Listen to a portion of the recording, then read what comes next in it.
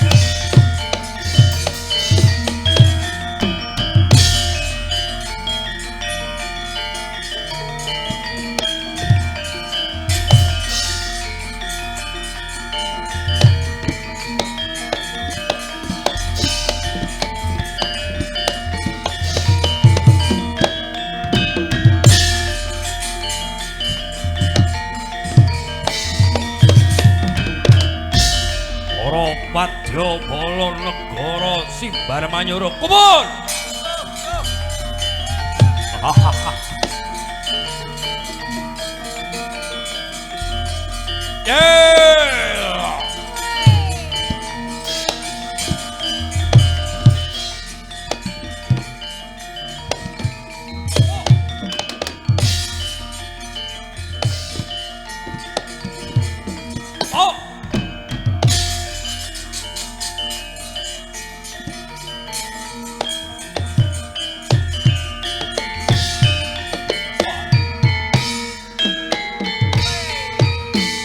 Candra Yaksa kesete Sang Prabu Dasakumara.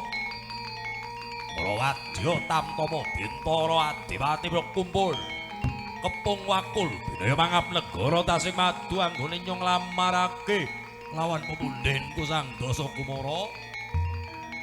Kalawan Sang Tirtawati putri negara Tasik Madu. Yo ngono yo.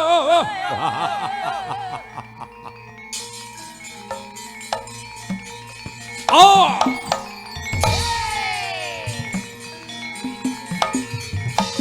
Yo! Yeah.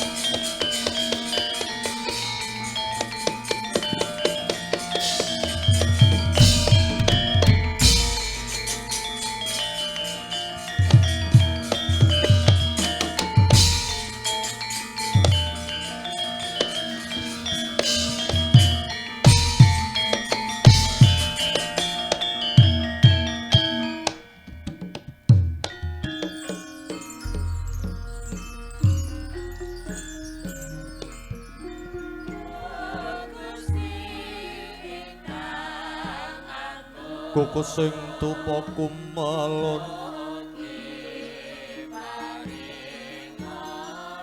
ngening gentya sang abake awor ler mega membo Bathara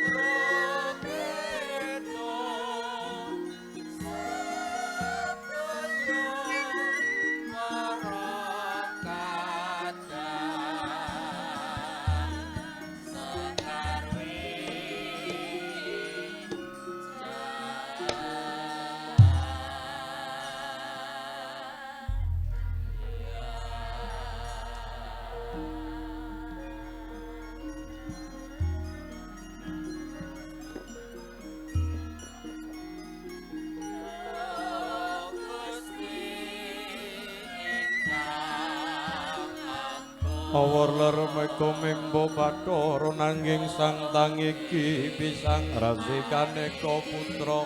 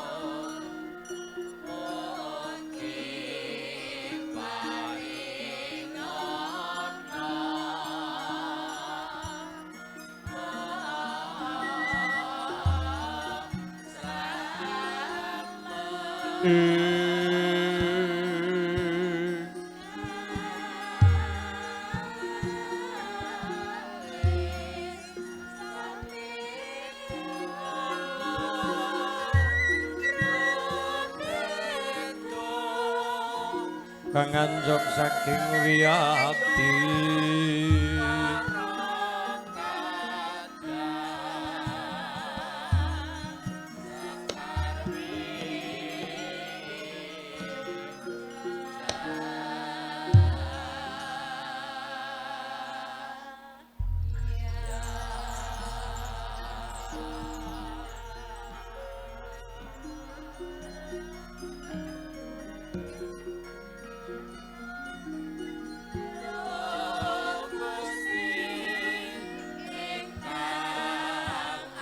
Arep tidam kekayon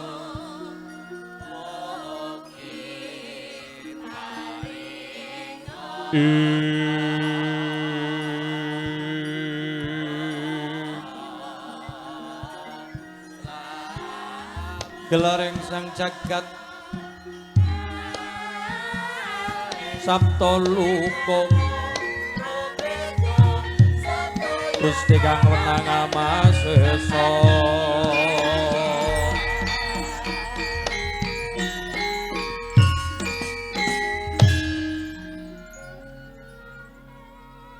Om wilahing awigna mastu nama sideng ana ratu langkung sudibya pranating rat pramudidya mantra-mantra wetan anggendanu kinen pinayungan asta gangga wirantanu asta tangan gunggu banyu wira papan tanu tegesipun tulis wonten pitaken supu pundi papan saha tulis semene wonten ingkang mastani sepu papan semene wonten ingkang mastani sepu tulis ananging dalang mastani papan saha tulis tan mrabijo ujaring para winasis dalang menika ngudal piwulang awit dalang karana nggelarake suraosing wedha Setunggal Wedha Paramayuga kalodha Pustaka Raja tiga Wedha Purakanda sekawan Wedha Mahabharata Wena sekawan ngumusara ana caraka tata sawala padha jaya nyemaga padhanga ana caraka dumunung sisih wetan tata sawala kidul padha jaya nyukilen ler mangga padhanga Purwaning carus awawaton kandha Buddha Puraka kandha marang caritane Buddha marang asale Purwaka marang kawitane pramila sak mangke winastanan perang budi kang tetela karya telasing tabet ingkang awujud gambar rineka jalma nenggih ingkang winastanan wayang wayang minangka paralamita wayang sarta gambarene pekarti sae saha pakarti awon wayang kawinipun ringgit tegesipun karipta maring karana dipun anggit-anggitanipun para pujangga linangkung duk ingune kalebet jeng Sunan Kalijaga gumlaring jagat raya wonten jaman ageng tigang perkawis tunggal jaman Tirtayuga kali jaman Dwapara tiga jaman Sangara Sanajanta jagat menusu tigang barang setunggal Indraluka kali Guruluka tiga Janaluka ananging jaman tiga amung sajuga kinarya watun yogi jaman Tirtayuga awit gelare Ngarcapata sing ngawong-wong tan ana titahe Ngarcapata ten catur warnen menika Surya Candra Kartika miwah bawana senegeng gentos ingkang cinariyos gentos ingkang cinakrabawa gelar tata titi tentrem raja panjang puncung gamaripah pasir ukerlo jinawi mapan pundhita negara ingkang menika ingkang mapan wonten negara Tasikmadu Nalendra Tasikmadu nang Jejuk Prabu Darma Kusuma Nalendra ingkang sugih pinter lanteping panggraita nendaken sama beda denda Nalendra ingkang wibawa nyakurati ambau denda lenggah dampar denta kang sarwaretna miwas arwa kencana Sang Prabu Darma Kusuma Nalendra negara Tasikmadu kaya bedaya sari meserang pamboyong ing songsong bawet mangguk tanggung Jaka Pala kang reng sami pacaran ing Narata banyak kenjalan kerdawanika kang Arya Lat Kang Sebo ngabiyantara munggih ngarasana Ranata nenggi putra kinasih Sang Nalendra ingkang kekasih Raden Tirta Kusuma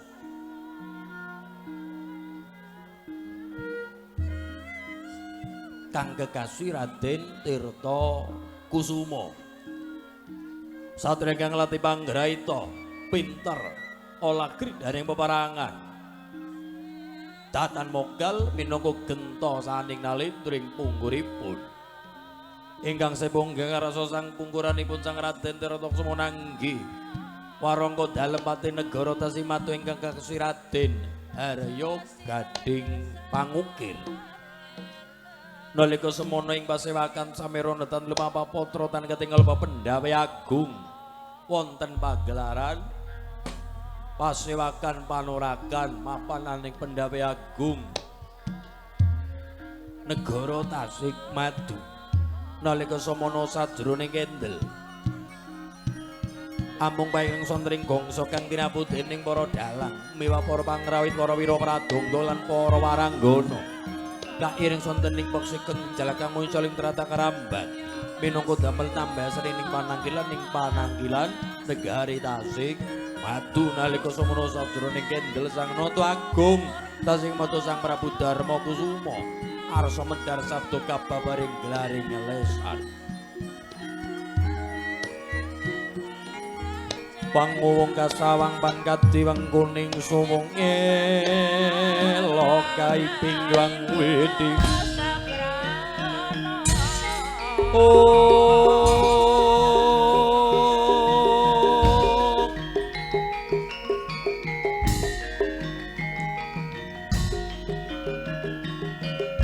elo kaiping wang wedi kang moh welas miwa moh asik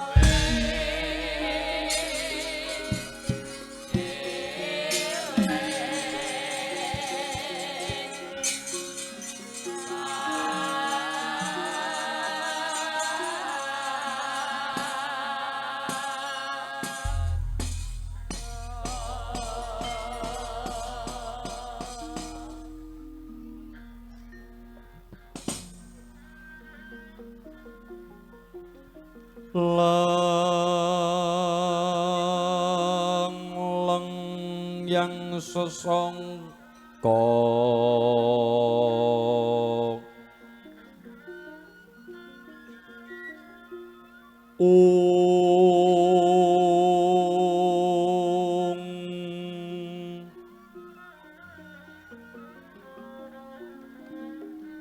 wayah nyong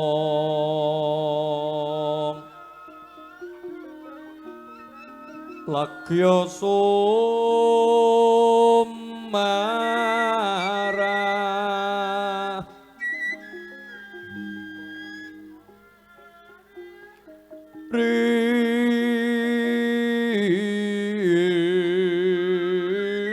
rinengga ing pori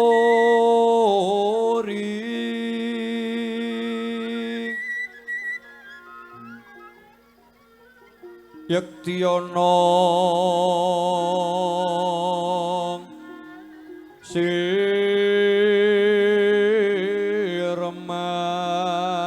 sirman daya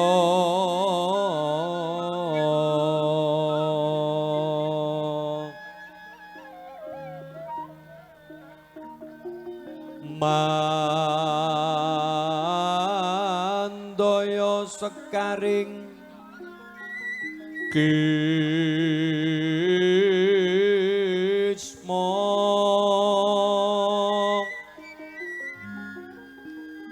juladri kapitaning surya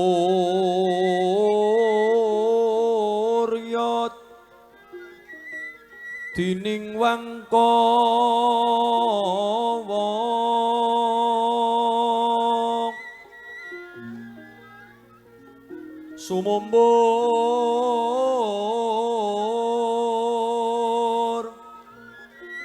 sumumbur saking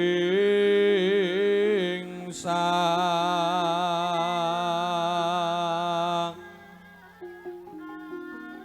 rira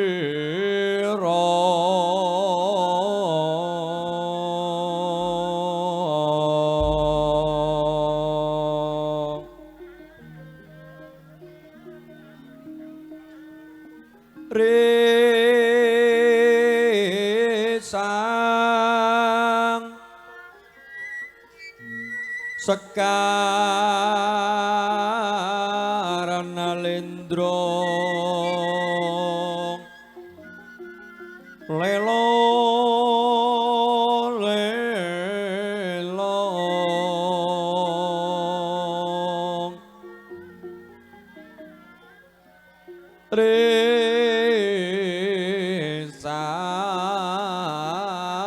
resang sakarna lendra sukming nala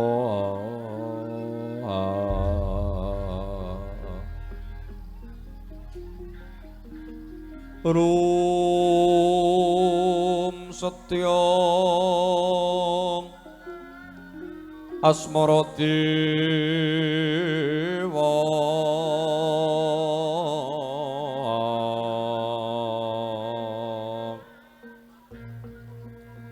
dewa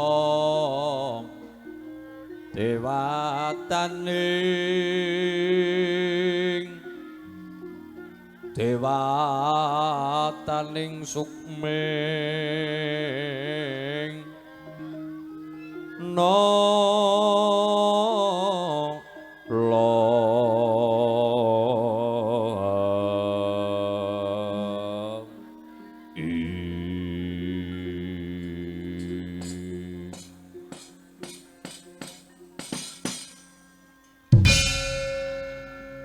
salira madibya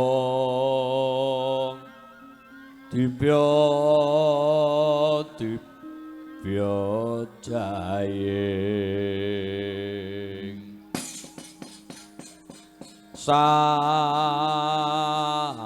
nata alon ngendi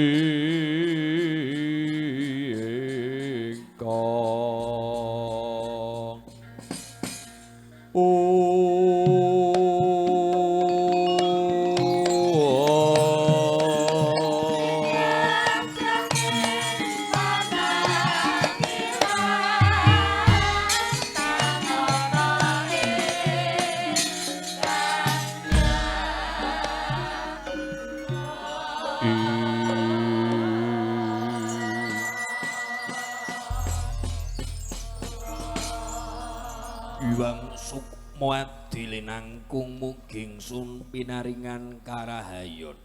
Nger putranipun bapa sliramu lenggah ana ngarasane bapa winantu rahayu kasugengan keselamatan nger putraning pun bapa pun Tirta Kusuma.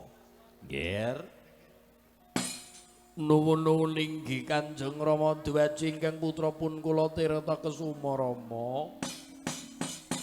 Keparenggang putra kula nyosaken sungkeming pangabekti kula mugi konjuk Paduka Rama Dwaji jimat punden kula Rama. Iya nggih putranipun bapa. Ingsun tama kanthi gedhe palimarnanipun Rama ora liya puja-pujinipun bapa genten Tampanana. Nggih Tirta Kusuma kawula nuninggi Rama Dwaji. Ingkang putra kula tampi kapundi wonten ing mustaka cundhuk kula rogol wonten pranadya dadosaken rahayu gesang ingkang putra paduka kula duh Rama Dwaji jimat pepunden kula. Lungguh kang kepenak nggir Tirta Kusuma kawula nuninggi Rama Dwaji ngestaken dawuh Rama Dwaji. Ndawas padake kaya dene pisuane warangka dalem patih Kakang Pati Gading Pangukir. Pati Kakang Pati Gading Pangukir. Nuwun dawuh sabda pangandika Gusti kula ingkang sinuwun jimat pepunden kula ingkang abdi kulon saking warangka dalem kepatihan. Nyaosaken sungkem pangabekti mugi konju katur paduka duh jimat pepunden kula. Iya Kakang Pati ya.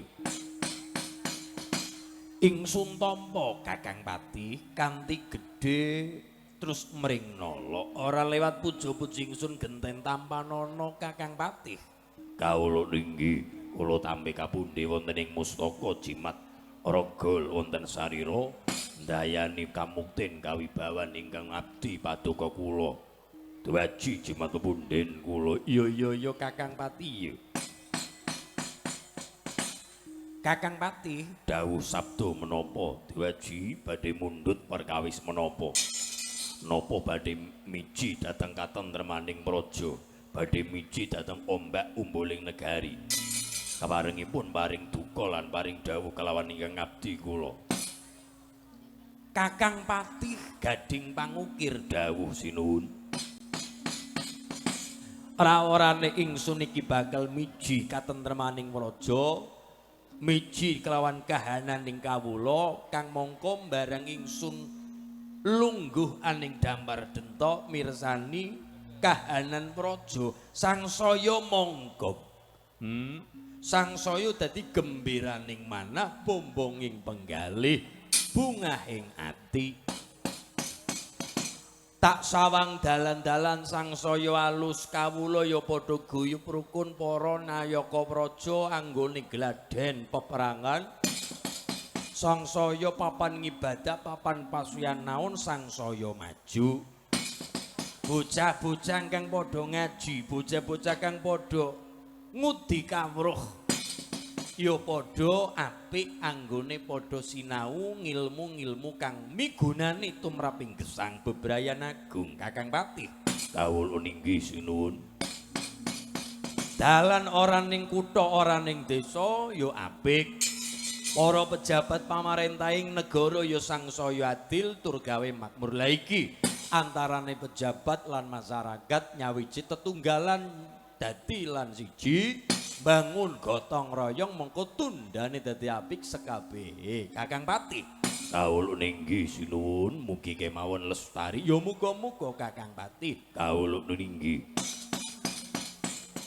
Bali marang anakku nggir Tirta Kusuma dawuh sabda pangandika Rama Dwaji. Sira kuwi besuk minangka gentining Rama ngasta kebrawat Prentagung negara Tasikmadu. Nuninggi Rama. Mula welingipun Rama ora ketang seklimah rong kelimah digondheli kang temenanan nggir. Nuninggi Rama iya. Angka 1 Sengsema Purwita ngudi ilmu ora mung ngudi ilmu ngudi rasa luhur amrih besuke dadi nalendra kang ora mung diwedeni ning dadi nalendra kang ditresnani kabeh para kawula merga besuke dadi nalendra kang nindakake nalendra kang adil ora mbanci mbanjiladan. Yen to wong kawula cilik tumindak apik mesti nampa nugraha senajan to putra paribasan yen to tumindake ala ya kudu nampa bendu tur nampa pidana. Ra ana kang sesongaran ra ana kang sumbar perkara derajat pangkat kabeh padha tumindak kang apik muri ing rejaning jaman. Kabeh para nom-noman kabeh para taruna dadi gentine wong tuwa ing tembe wurine. Nggih, nun inggih Rama Dwaji dawuh paduka kula gegem minangka jimating gesang ingkang putra kula. Iya. Kakang Patih dawuh sabda pangandika sinuwun. Ngertiya kabeh lan ngger anakku ngger Tirta Kusuma.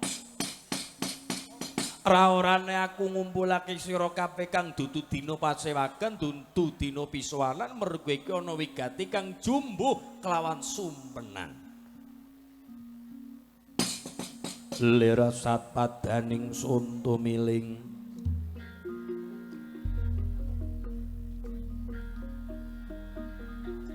mangulat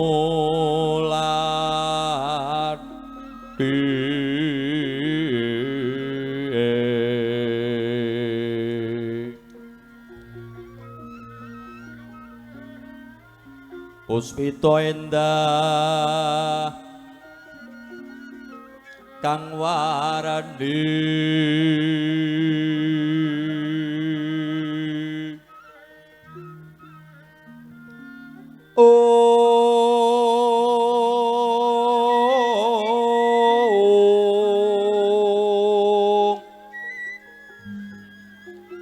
midering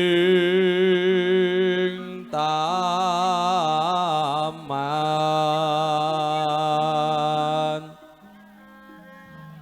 anon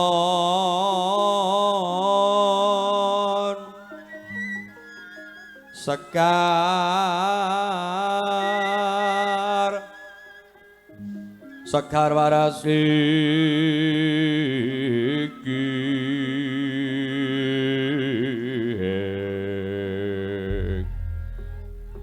Kumenyuting tias payata catu krama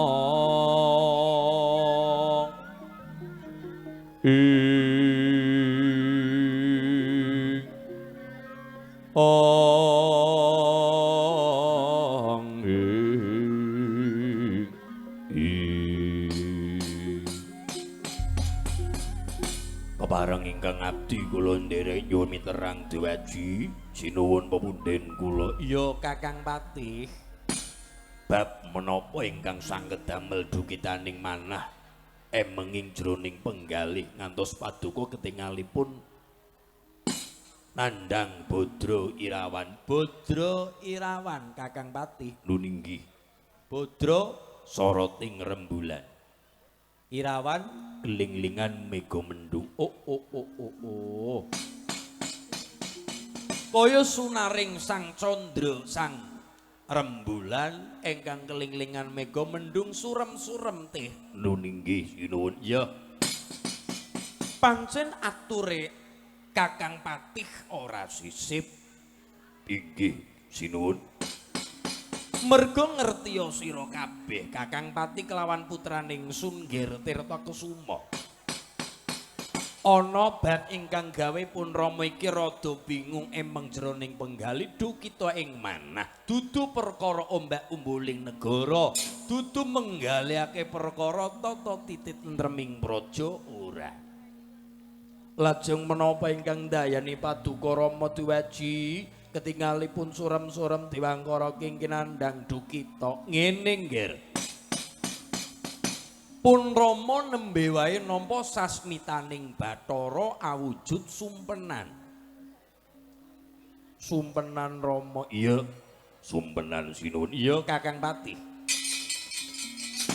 Konon kanane ingsun nyumpena jroning impen kok banget ngiris atine ingsun. Merga kahanan kang gawe ingsun sangsaya kaget jroning impen ana wewujudan kahanan negara Tasikmadu blabur keblaburan banyu madu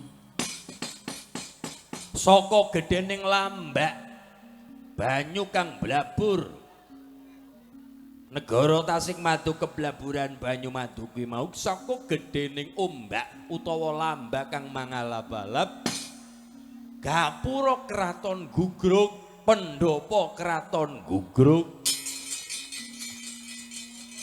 negara Tasikmadu bosah baseh ana banyu rupaning madu abang semu kuning lambake ngalap-alap gawe gugruk kraton gawe remuk kahanan negara lho janjan iki arep ana menangi tur ana arep ana kedaden apa Kakang Pati samar pamuring sukma sinukmaya winahya ing asepi sinimpen telenging kalbu pambukaning warana tarlen saking liep layaping aluyuk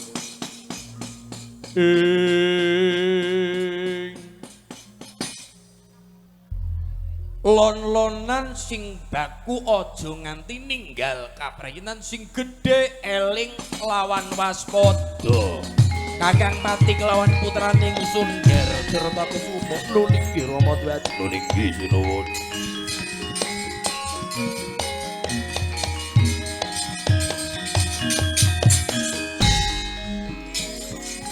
Rekat lambaing nata lan namtara prapteng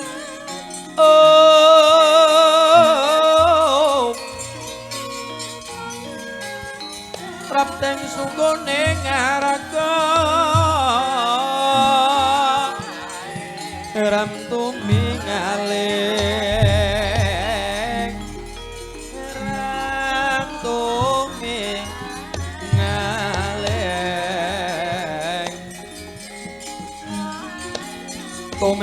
pakuwon asrinen dendeng sayek saika praja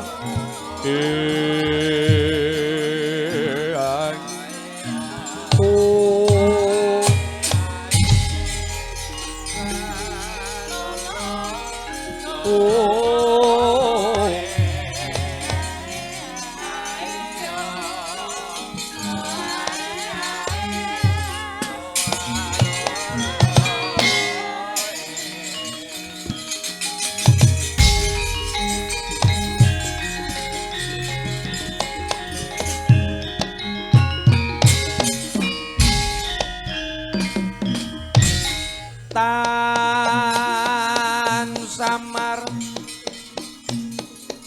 pamuring sukma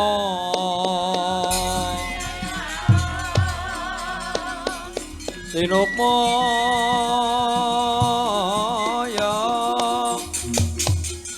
winahya ing asepi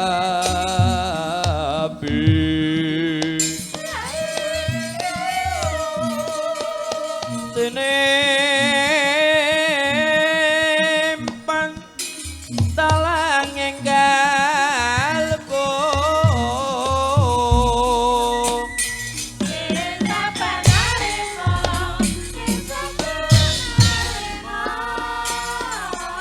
pambukanding marana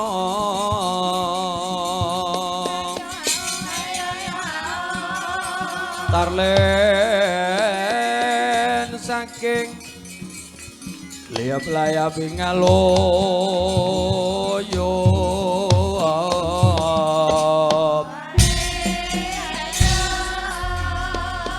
ing Tandha pesat mring sumpena Pinusa ping rasa dadi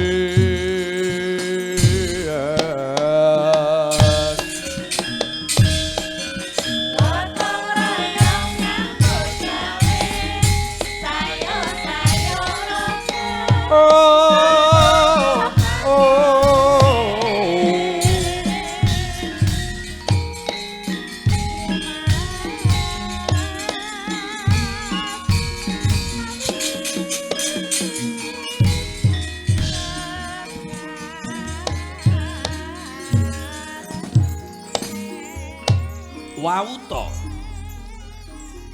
dawuh Nyok Sang Nalendra tasih maju Sang Prabu Darma Kusuma ya Sang Prabu Darma Dewa ingkang pinundi dening kawula sang negari utamanipun ingkang putra minangka Pangeran Patih negari tasih maju Sang Bambang Tirta Kusuma dadi cingak ingkang samya mulat lan samya mirsani geter-pater pawurahan nalika semana ingkang bakal mingganing panangkilan tamu agung saka negara Simbar Manyura ingkang jejuluk Prabu Dasa Kumara kekanten ingkang guru agung pendhita ing atas angin Sukalima pendhita kang kondang monyor-monyor nenggih Sang Pendhita Durna.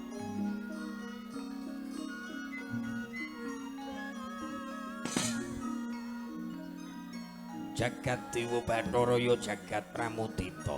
Kakang Patih ndhawuh sabda pangandika. Para kawula kaya gabaden interi, yak wingking tepung mangajeng, ngajeng tepung wingking. Mestine ana daya apa rame-rame ana apa kae Kakang Patih? Umpama ana tamu ana daya. Mara gage supaya minggah ingsun nglilani ana daya kang minggah ning Paseban Agung Kakang Patih ngestaken dawuh sinun.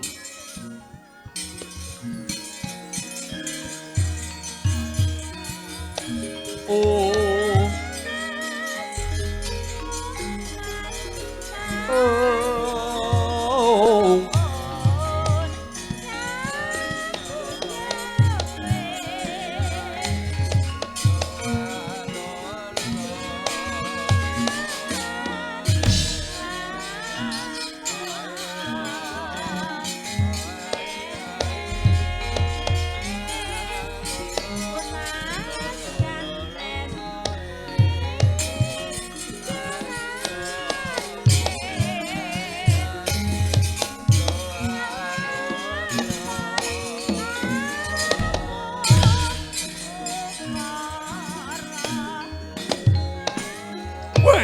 dalah.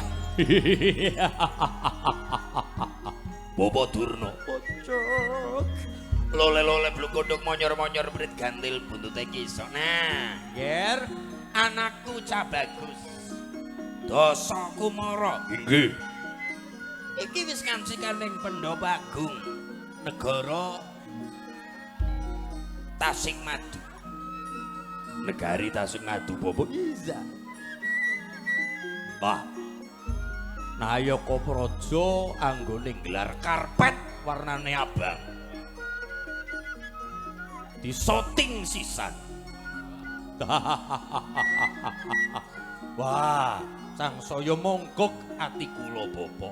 Pun mara gage Bapa, sinarangan kaliyan ingkang putra kula saking negari Simbar Menyura.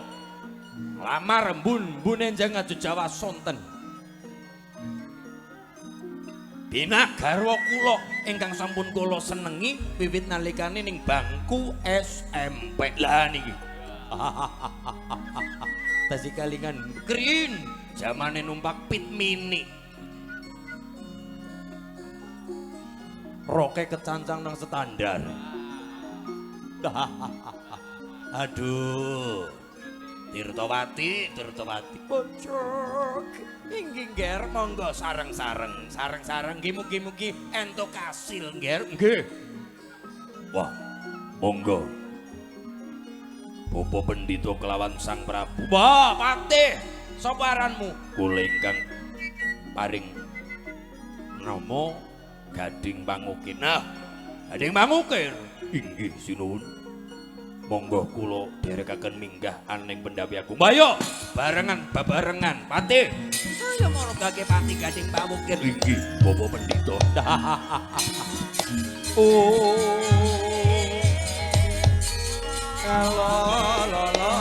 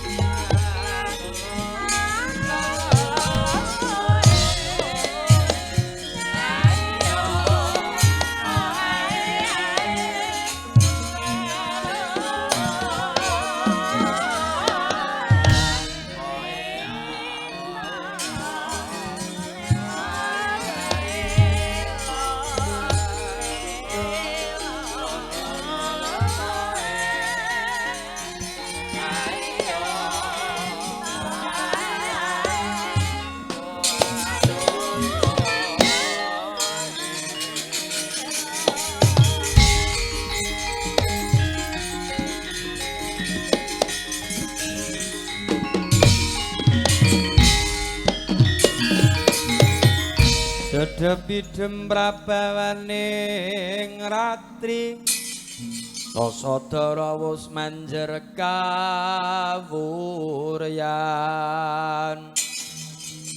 tan kuciwa memanise menggep srinating dalu aglar ning Cangkrawala winulatang ngelangun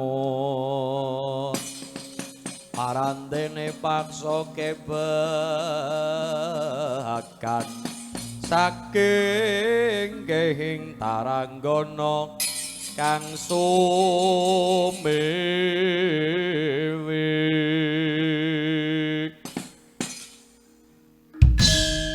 saking gehing taranggana kang sumiwik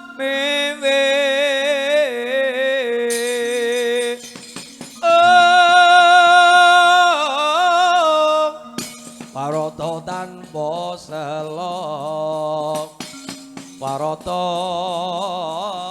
tanpa selok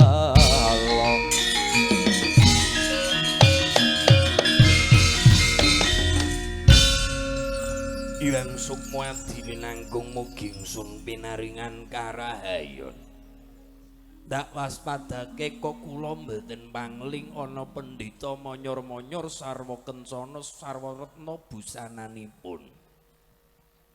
Menawi mboten lepat tinimbang kula lepat. Menawi mboten sisip tinimbang kula klintu. Paring peparab begawan sinten wingking saking pendhita pundi? Pucuk. Lalu leblu kuduk monyor-monyor berit gantil buntute kisok. Nah, kepareng kula matur. Kakang Prabu. Nyambat Kakang Prabu. Nggih, merga kula menika tasih nem. Kula niki tasih muda. Tasih nem. Inggih, Yai Pendhita. Inggih. Kula ingkang peparab Begawan Kumbayana. Ya Pendhita Durna, ya Pendhita Jaka, ya Begawan Michael. Michael Johnson. Pendhita Durna ya Pendhita Kumbayana. Inggih, kula lamet-lamet radi kengetan. Inggih. Kula saking pertapan kula janipun pertapan Sukalima, nanging kula niku guru besar ing negari Ngastina. Kelawan ingkang anak kula yuga kula kinasih Sang Prabu Duryudana. Kakang Prabu, inggih Yai Pendhita, inggih. Panjenengan Sang Pendhita Durna ya Pendhita Kumbayana mijil saking pertapan Sukalima mapan laning negara Ngastina. Kekanthen kelawan sinten? Nah, menika yuga kula kinasih ingkang mijil saking negari Simbar Menyura. Ingkang jejuluk Sang Prabu Dasa Kumara. Weduk welah dalah. Pangapunten Rama Prabu lawan Bapa Durna. Menawi Bapa Durna menika ngendikani kula menika Sang Prabu Dasa Kumara niku lepat. Lepatipun menapa nggih? Lepatipun menapa nggih? Lah, menawi Prabu Dasa Kumara niku kirang lengkap. Kirang lengkap. Kula menika sanes Prabu Dasa Kumara nanging Moho Prabu Dasa Kumara. Oh. Moho Prabu. Lah menapa benten nggih anak Prabu? Benten. Bentenipun wonten sisi pundi? Wah, menawi Prabu Dasa Kumara niku namung saderma Nalendra lumrah. Menawi Moho Prabu, wah, niku ratuning para ratu, Nalendraning para nalendra, mustikaning mustika, rajaning para raja. Kula menika sanes Prabu ananging tepatipun Moho Prabu. Kula menika ratu sugih, ratu digdaya, ratu ingkang pinter kelawan olah jemparing. Wah. Ratu ingkang sugih donya bondo bandu sentana digdaya sekti mandraguna. Tiyang nyebataken kula niku Moho Prabu Dasa Kumara yen to ketaman tumbak lakak-lakak, ketaman patrem mesem-mesem guyu, ketaman bedil jundil-jundil. Sami kali sinden kula. Kenang bedil terus jundil, kaya kuwi kaget. Niku Rama Prabu. Iya. Nuning nggih Moho Prabu Dasa Kumara. Nggih. Inggih. Sesampunipun ngilangaken riwe ingkang drodosan lenggah kanthi sekeca Yai Pendhita napa dene sang anak Prabu Moho Prabu Dasa Kumara. Prayogi dipun ngendikani bab menapa ingkang dados wigatosipun. Yai Pendhita, pucuk kepareng sekedap kula matur rembagan lontonan.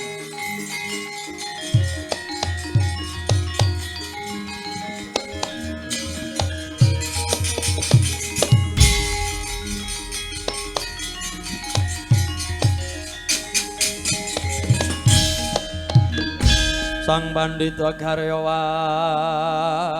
sit mindha kombang ngecapring tawang tusu angin ngendi nggone kalawan galing kangkung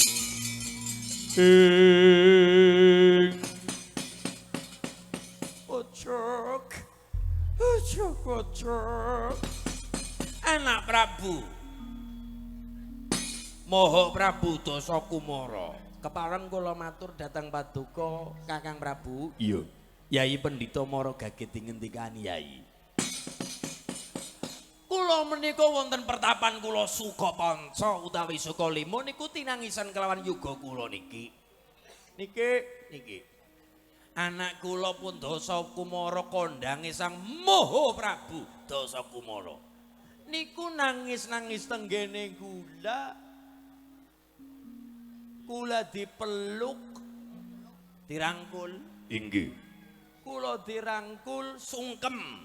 Kalian kula nangis-nangis riwe drodosan mripate bendul wetenge kencot.